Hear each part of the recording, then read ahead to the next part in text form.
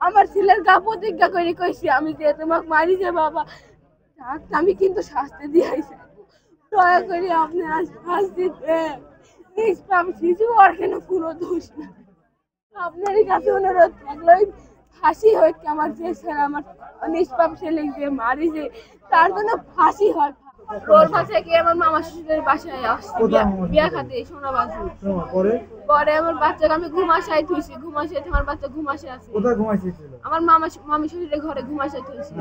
ওই ঘরে কোনো বিশেষ শিশি নাই, কোনো কিছুই নাই ওই ঘরে।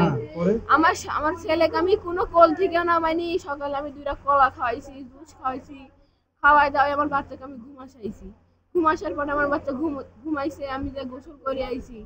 গোসল করে আসার পর দেখি আমার বাচ্চা খুব ঘাট প্যারাই দেয়, ঘুম পাচ্ছে। আমি আর কিছু করি নাই। আমার স্বামী কলাম আপনি এখানে থাকেন, আমি খায় আসি। খাতে যে 20 মিনিট হয়নি আমাকে ডাকছে করছে যে ছেলের এরকম অবস্থা হচ্ছে। ছেলে বমি করছে, ছেলের বমির সাথে কালো কালো কি জানি বের হয়েছে, ফুপড়ি উঠে আইছে ছেলের বমির সাথে। ছেলে একদম না বাঁচা। শাশুড়ি কি খাওয়ালো? শাশুড়ি জুস খাওয়াইছে। কখন? ওই ধরেন যে আমার স্বামী আমার বাচ্চা ধরেন ঘুমাইছে আছে, ঘুম থেকে বাচ্চা জোর করে মনে হয় তুলে জুসটা খাওয়াইছে আর বাচ্চার ওরকম অবস্থা হয়ে গেছে। আর বাচ্চা কখন ঘুমাইছিল? 1টার দিকে। ঘুমাইছিল 12টার দিকে। 12টার দিকে ঘুমাইছিল। 2টার দিকে, 1-1টার দিকে, 2টার দিকে এরকম বলে যে বাচ্চার এরকম অবস্থা হয়েছে। খাওয়া বাদ দিয়ে আমি লক্ষ্মীপুর সদর হাসপাতালে নিয়ে যাই। সদর হাসপাতালে ডাক্তার বলে যে বাচ্চার কোনো বিষাক্ত বিষ খাওয়ানো হয়েছে, বাচ্চার জন্য হঠাৎ করে বাচ্চার এরকম কোনো সমস্যা হবে না। তো বললো এখানে কোনো চিকিৎসা নাই, এই ওষুধের রাজশাহী যান। রাজশাহী যাতে যাতে আমার বাচ্চা তার মনে ঘুমের ছাওয়ালে তুলে জুস খাওয়াই এই কামটা করেছে। আমার ছাওয়াল ভালো ছাওয়াল, এই ছাওয়াল মরা ছাওয়াল না। কোনো জায়গায় কোনো বিষের বোতল আসছিল না। আর যেখানে বিষের বোতল পাইছি খালি বোতল, আমি সব এখানে পুকুর আছে পুকুরের ভিতর ফেলাই দিছি।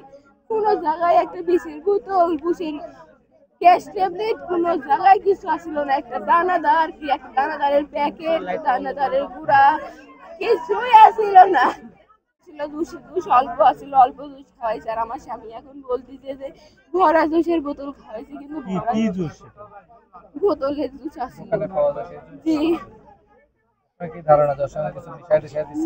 এখন আমার বাচ্চার মুখে বিষের গন্ধ আছে। আমি কেবল শুকলাম আমার বাচ্চার মুখে। আমার বাচ্চা পেট আসে থেকে আমার বাচ্চা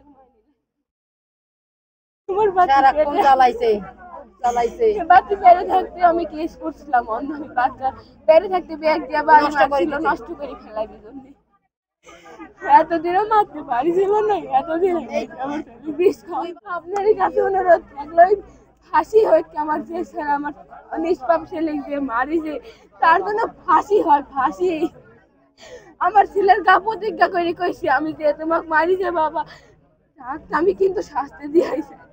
দয়া করে আপনি শাস্তি দেন।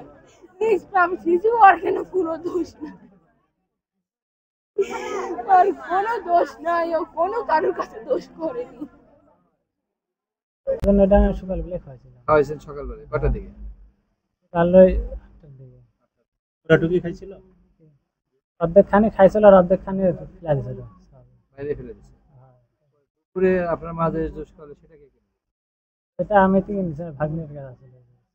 ভাগ্নিদের আবার সে নিয়ে দিয়ে খাওয়াইছে। পরে দুপুরে ওই ভাগ্নিরা কেউ জুস খায় না।